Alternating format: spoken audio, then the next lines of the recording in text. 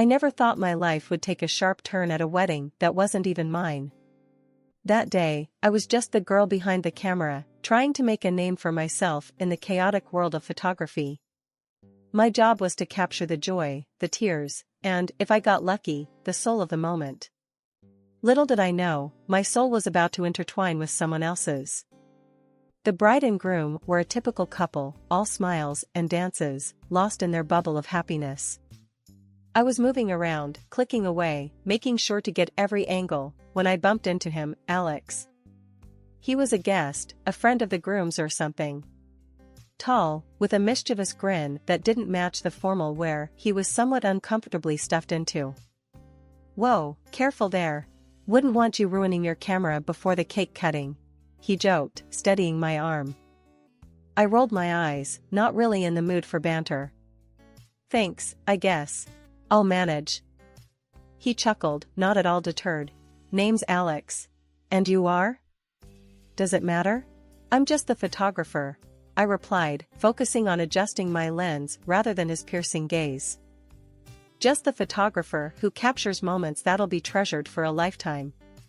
"Sounds pretty important to me," he quipped, leaning in slightly, curious. I sighed, finally giving him a glance. "I'm Mia. And you're blocking my shot." Alex stepped aside, hands raised in surrender, but his smile never wavered.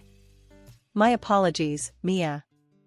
How about I make it up to you by not getting in your way again?"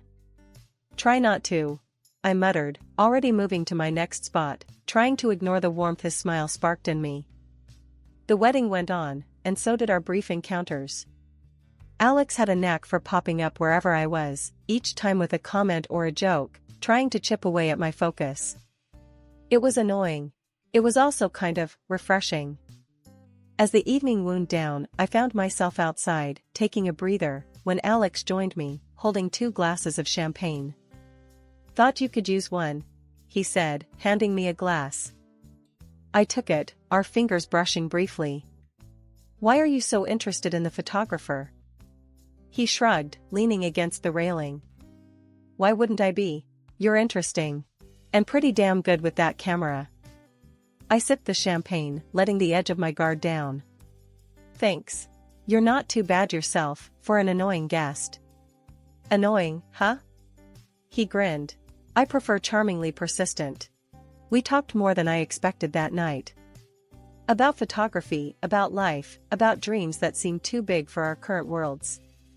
Alex had this way of making everything seem possible. It was dangerous.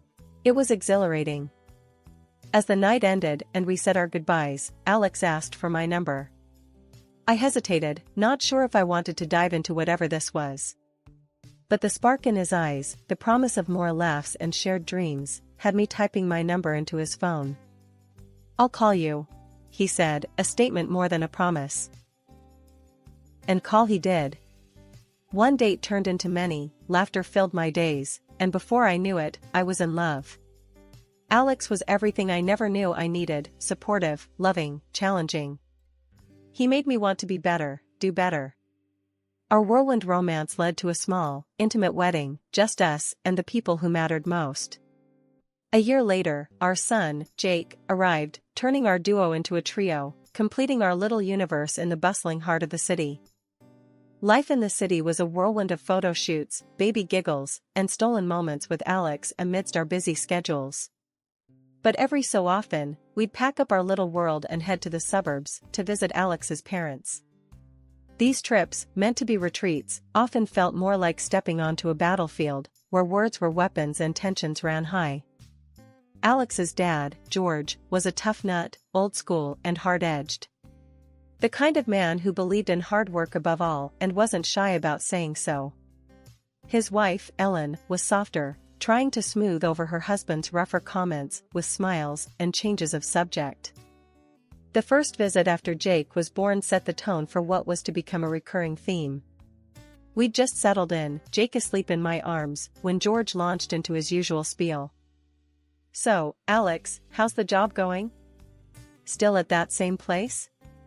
George's voice was casual, but his eyes were sharp, probing. Alex shifted uncomfortably, glancing at me before answering. Yeah, Dad, still there. It's going well. George snorted. Well, hope you're thinking about the future. Now with the kid and all, you can't afford to be just going well.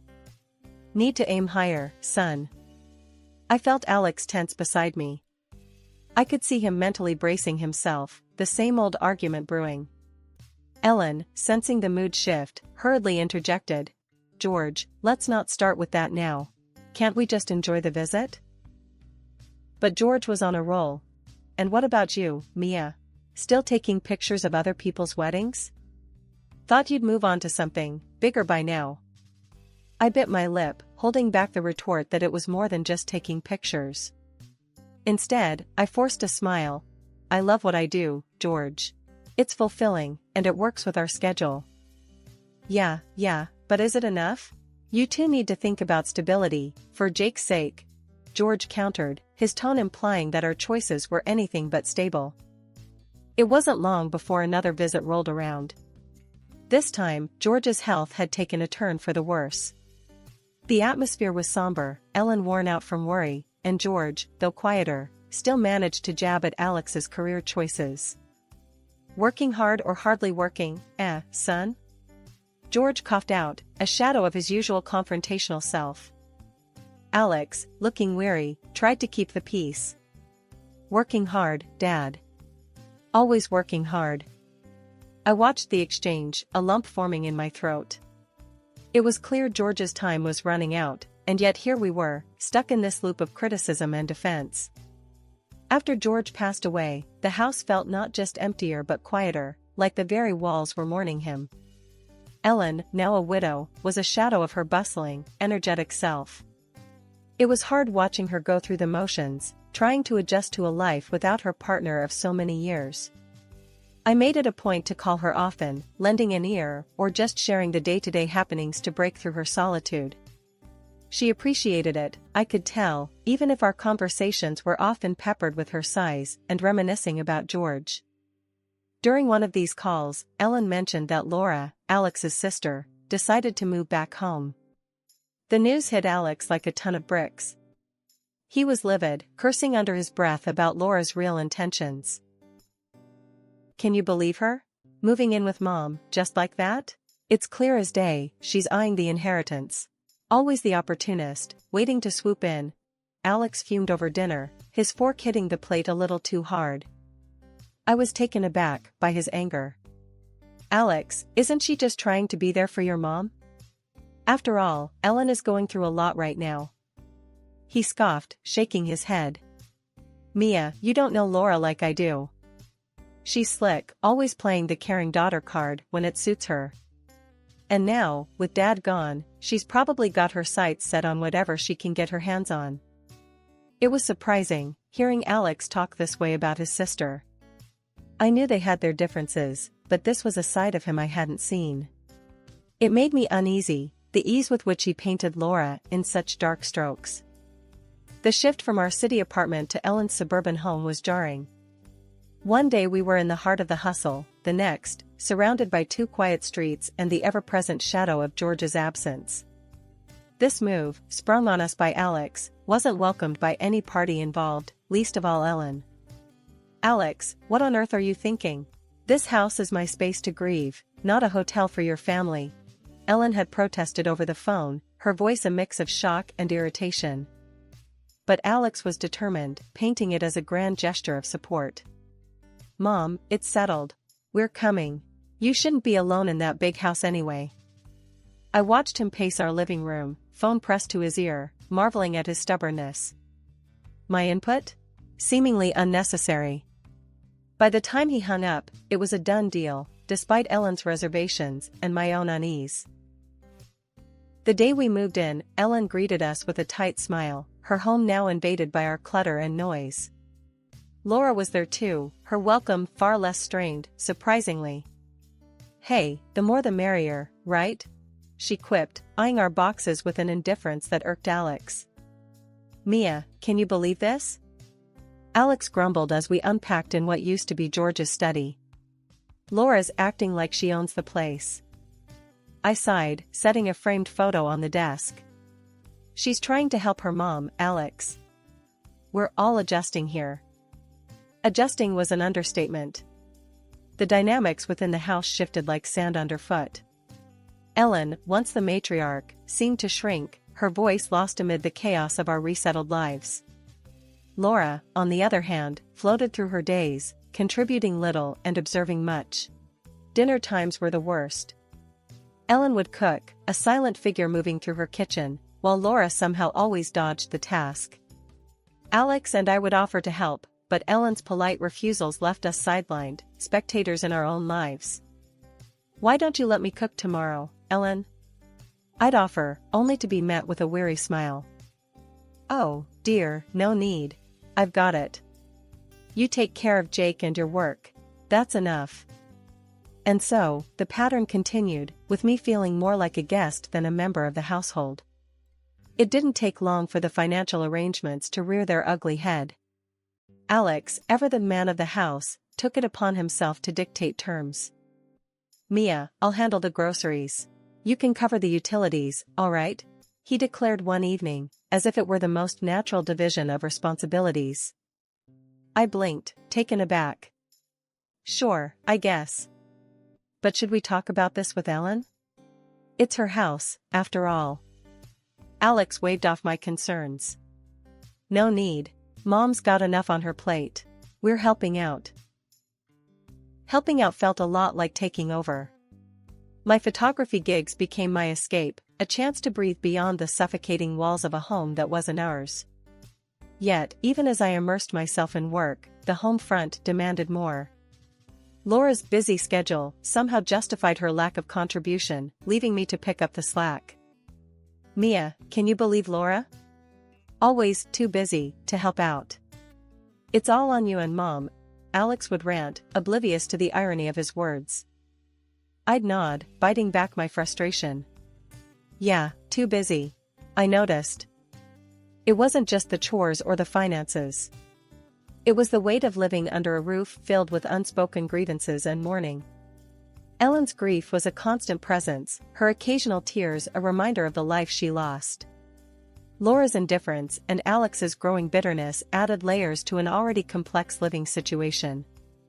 2 years had melted away since we moved into Ellen's place, and life had found its peculiar rhythm.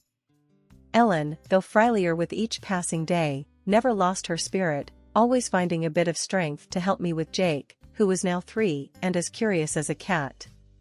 He had this thing for gadgets, mimicking me whenever I was on my phone or working with my camera. So, thinking it might fuel his curiosity in a good way, I got him a kitty smartphone. It was a hit. He was snapping photos of everything from his half-eaten breakfast to his toys strewn across the floor, and using the voice recorder like he was on some secret mission. One day, Alex decided to take Jake for a walk, a bit of father-son bonding time. They came back with Jake chattering nonstop about the ducks they saw. As I was cleaning up, I spotted Jake's toy phone left on the couch, a little smudged. I picked it up, intending to give it a quick wipe, when my finger accidentally hit the play button on one of the voice recordings. What I heard next stopped me cold.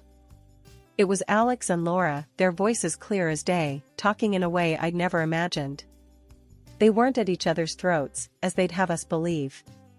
No, they were in cahoots, laying out plans that chilled me to the bone. Alex's voice cut through first. "We've got to be smarter about this, Laura. Mom's no fool, she's starting to ask questions." Laura's reply was sharp. "Chill, Alex. You worry too much. We just need to keep up the act a little longer." My heart raced. Act? What act? Alex was confessing to Laura about losing his job because he couldn't be bothered to show up, admitting he'd been mooching off me ever since. But what twisted the knife was their scheme against Ellen. Laura was ranting about Ellen's plans to move to a fancy nursing home, how they needed to stop her before she drained what they saw as their inheritance.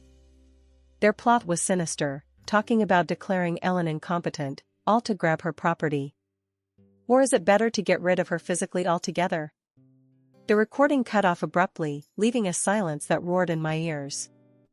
I sat there, the phone still in my hand, my mind racing. Betrayal wasn't a strong enough word for this. This was cold, calculated deceit, a stab in the back from the people I considered family. And yet, as furious and shaken as I was, I knew I couldn't confront Alex right away. No, I needed to play this smart, for Ellen's sake, for Jake's. I couldn't let on that I knew. So, I swallowed the storm inside me, and went about the evening as if nothing had changed. Dinner was a blur. I nodded and smiled robotically, watching Alex and Laura bicker over trivialities, a performance I now knew was just for show. I had to tell Ellen. She needed to know the depth of deceit circling around her. When I played the recording for Ellen, her reaction was a mix of resignation and sadness. "I had my suspicions, dear," she sighed, "but I never had the proof. And to think, I've been helping them out financially whenever they asked." Ellen's resolve firmed up as we talked. "I've been considering moving into a nursing home, actually. I have the savings for it. But now, hearing this, we need to act, and fast, before they realize we're onto them." We called in a lawyer when Alex and Laura were out, ensuring our plans remained under wraps. Ellen was clear and direct, instructing the lawyer to change her will to exclude both Alex and Laura. The lawyer nodded, understanding the gravity of the situation. A few days later, during a family dinner that was tense at best, Ellen dropped her bombshell. "I've decided to give you the house," she announced, watching as Alex and Laura's faces lit up with greedy anticipation. But then, she added the condition about paying for their 2-year stay, to the tune of $186,000. The smug smiles vanished, replaced by shock and outrage. "You can't be serious. We're not paying for anything," Alex exploded, with Laura chiming in, echoing his disbelief. Ellen remained unfazed. "Then I'll see you in court for conspiring against me," she countered, her voice steady. Their protests died down when I played the damning recording from Jake's phone. The shift in their demeanor was immediate, from outrage to fear, then to turning on each other, trying to shift the blame. Ellen's disappointment was palpable. "I don't want you two around anymore," she declared, her decision final. It was then I laid the divorce papers in front of Alex. "I'm done supporting you. You've lied, not just on me, but on your own mother," I said, my voice firm, betraying none of the turmoil inside. Alex's attempts at excuses were pathetic, and Laura was no better, both of them realizing too late the game was up. "I can't be with someone who'd plot against his own mother," I continued. "We're leaving." The dust had barely settled from the explosion of truths, before I found myself packing up what felt like a lifetime's worth of memories into a few boxes. Jake, bless his heart, was too young to understand the storm swirling around us, his main concern being whether his toys were coming along. "Mommy, can Bear and Mr. Dino come too?" Jake asked, holding up his worn stuffed bear and the plastic dinosaur that had seen better days. "Of course, sweetie. They're part of the family," I reassured him, forcing a smile as I packed his treasures into a box marked Jake's stuff. The apartment we moved into was a stark contrast to Ellen's spacious house, but it was ours, a sanctuary from the chaos we'd left behind. The first few nights, the silence was deafening, a reminder of the void left by the absence of familial bickering and the undercurrent of deceit. A week later, Ellen, bless her heart, decided it was time to move to that fancy nursing home she'd been talking about. Said she needed a change of scenery, and honestly, who could blame her? I went over to help her pack up her things. It was the least I could do after all we'd been through together. Alex was there too, hovering around, trying to act like he wanted to make things right between us. As if a few sorry words could fix the heap of lies he buried us under. I couldn't even bring myself to look him straight in the eye without feeling a mix of anger and pity. Just gave him this look that said, "Save it," and kept on packing. The divorce wasn't easy, but then again, what divorce is? The judge ended up making Alex pay me $50,000, compensation for all the years he'd been living off me while playing happy families. Felt like a small win, but a win nonetheless. A few months down the line, Alex and Laura finally coughed up the $186,000 they owed Ellen for staying in her house, after taking out loans against it. Ellen didn't waste any time putting that money straight into her own account, making sure it was out of reach from those two. Watching Ellen settle into that nursing home, a place she could finally call her own without the constant drama, made me think about what's really important. "I just wish it hadn't come to this," she told me as we finished setting up her room. "Me too, Ellen. But we're here now, and we've got to make the best of it," I said, trying to stay strong for the both of us. Settling into our new life wasn't easy, but Jake and I were making the most of it. Our apartment might have been small, but it was ours, and that made all the difference. I started picking up more photography gigs, each click of the camera a step towards rebuilding our lives. One day, as I was sorting through photos from a recent shoot, Jake came up to me, his little face screwed up in concentration. "Mommy, when can we visit Grandma Ellen again? I miss her." "Soon, buddy," I replied, ruffling his hair.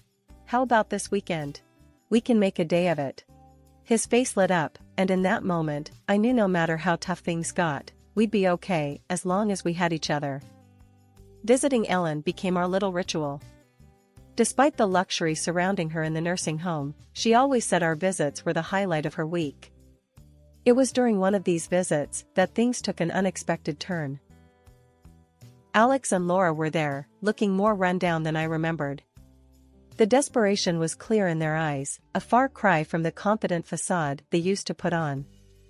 They were practically on their knees, begging Ellen for money, saying the old house was falling apart and they had nowhere else to turn. Ellen was firm, her voice steady as she refused them. "I've made my decision. The rest of what I have is going to Mia and Jake. You two have done enough damage."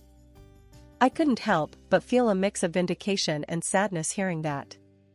Alex and Laura turned to me, their eyes blazing with anger. "This is all you're doing. You've turned her against us," Alex hissed, his voice low but filled with venom. Laura chimed in. "Yeah, playing the victim and now look, living off what should have been ours." Ellen's patience snapped. "Enough. If you two don't stop this nonsense, I'll take that recording to the police." "Don't think I won't do it." The threat of the recording being handed to the authorities was enough to send them packing.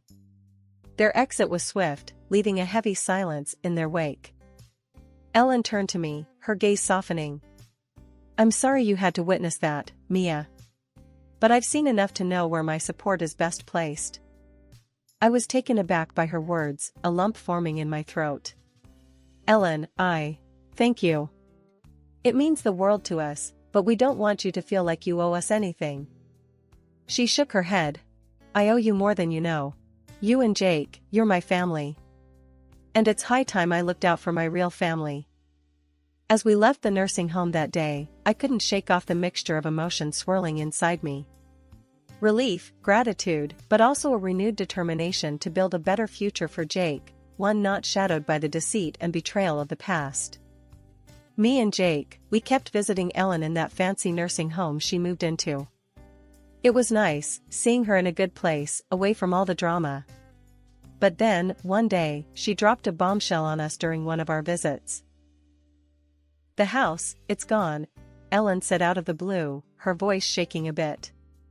"The bank took it because of the debts Alex and Laura racked up." I could see the pain in her eyes, the disappointment. It was like she was questioning everything she ever did as a mother. "I can't believe it's come to this. After everything I tried to do for them." "Ellen, this ain't on you," I told her, trying to make her see reason. "You did everything a mother could. It's their choices that got them here, not yours." She looked at me, then at Jake, who was busy with a coloring book we'd brought along. "At least I've got Jake," she said after a moment, a small smile breaking through. "He's a blessing, Mia. You both are." It was hard, watching her grapple with the mess her children had left behind. But in those moments, I saw the strength in her, the resilience. She had faced her share of battles, but she wasn't letting this defeat her. As for Alex and Laura, they vanished, leaving a trail of debts and broken relationships in their wake. Ellen didn't even know where they'd ended up, and honestly, I didn't care to know either. They chose their path, and now they had to walk it, wherever it led. Ellen, you've got us, I reminded her as we got ready to leave that day.